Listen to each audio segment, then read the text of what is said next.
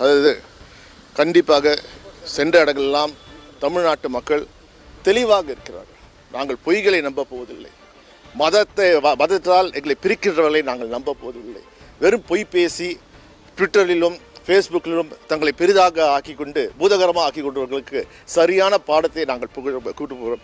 நடைமுறையிலே எதுவுமே செய்யாமல் தமிழ்நாட்டுக்கும் வெள்ளத்துக்கும் எதுவுமே செய்யாமல் வெறுங்கையை வீசி கொண்டு வருவர்களுக்கு 8 முறை வந்திருக்கின்றார் பிரதமர். வெறுங்கையோடு வந்தார்.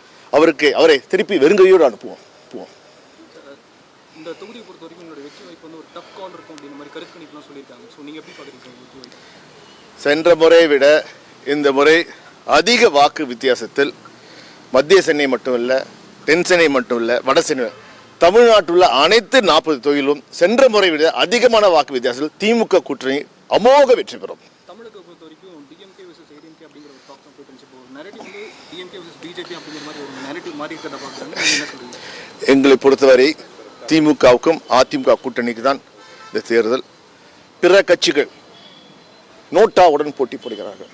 ஆனால் ஃபேஸ்புக்லேயும் இன்ஸ்டாகிராம்லேயும் ட்விட்டரில் பார்த்தீங்கன்னா இன்னமும் அவங்கள பூதகரமாக படிக்க அது உண்மை அல்ல. அதை பார்த்து தமிழ்நாட்டு மக்கள் தெளிவாக இருக்காங்க. அதாவது ஒன்றுங்க, தமிழ்நாட்டு மக்கள் பொறுத்த வரைக்கும் வச்சுங்களேன், தந்தை பெரியார், அறிஞர் அண்ணா, கலைஞர், எங்கள் முதல்வர் கல்வி அறிவு கொடுத்துருக்கோம். நம்ம என்ன சொல்கிறோம்? படிங்க. 2000 ஆண்டுகளாக நம்ம படிக்கவில்லை.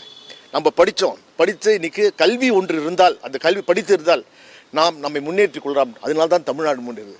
நம்மை மீண்டும் மத நம்பிக்கையில் பூட்டி நம்மை பின்னுக்கு தள்ள பார்க்கிறார்கள்.